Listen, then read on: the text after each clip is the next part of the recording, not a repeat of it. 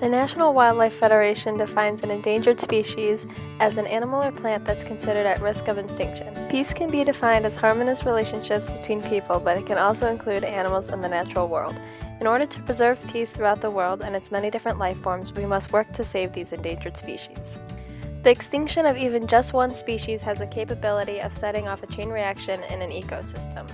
On a macro level, the world is currently experiencing its sixth mass extinction, one that is primarily caused by humans and has already resulted in 25% of the world's mammals and 40% of the world's amphibians to be threatened with extinction. There are many ways in which humans are causing this phenomenon, including but not limited to air, land, and water pollution, and one of the most impactful reasons is loss of habitat by deforestation for the clearing of land, of housing, and industry.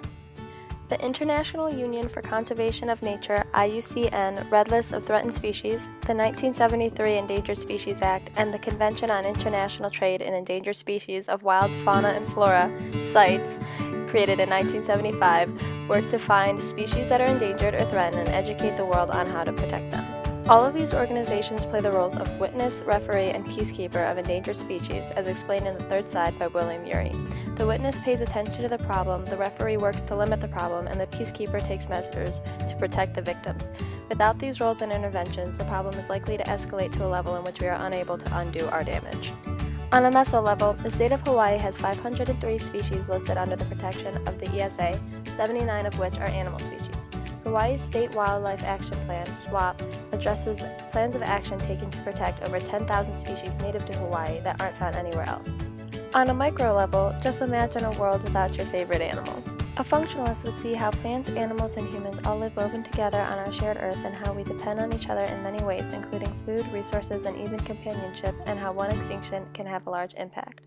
A conflict theorist would focus on the decline in numbers of species and how humans are abusing their power over nature. They would also probably see this as a struggle between the people advocating for animal rights, since nature and animals are unable to speak for themselves, and the people benefiting off their abuse.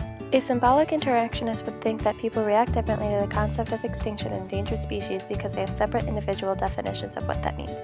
So if someone sees biodiversity as being unimportant to the human race, extinction wouldn't be a problem, but someone who believes that it is important, extinction endangerment of species would be a major issue.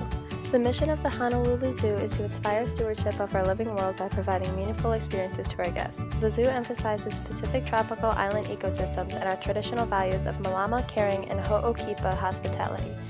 The zoo has multitudes of conservation achievements and is home to a plethora of endangered species from Hawaii and around the world. I was a volunteer at the zoo working in the ectotherm complex. The Honolulu Zoo helps to conserve animals by having programs such as this. What we do here is we teach children about conservation. We let them see these props and be able to feel, what an animal skull feels like. So it's not just out somewhere where they can't feel it, see it. I think if they get to know the animals, they'll be much more willing to conserve. So the Honolulu Zoo offers this, and every time I talk to children, I always tell them that they're our future. They're the ones who are going to conserve the animals in the future and to protect them. So I always tell them, protect the animals.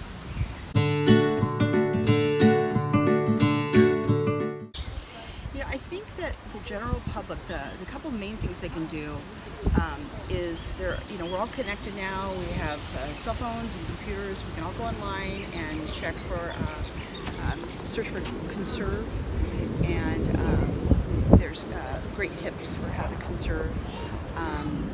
For instance, orangutans, they're from Borneo, and their jungles are being depleted because farmers are clear cutting to put in palm trees for palm oil, and a lot of companies are using it. It's a cheap ingredient in cookies, and so you can go online and look and see what products have palm oil, and don't buy those products. So there's a lot of great websites. Another thing you can do is make sure to reuse, recycle. Do not use plastic bags. Do not use straws. Make a really great effort to water bottles, plastic water bottles. Nobody should be using plastic water bottles. We should all have a reusable water. There's great ones out there, all different shapes and sizes. No more plastic. Make a big effort, and I think if everyone try picking up 5 pieces of garbage every day. If everybody picked up 5 pieces of garbage, there'd be no more garbage on the ground. Okay, so those are some of the things you could do. Really easy.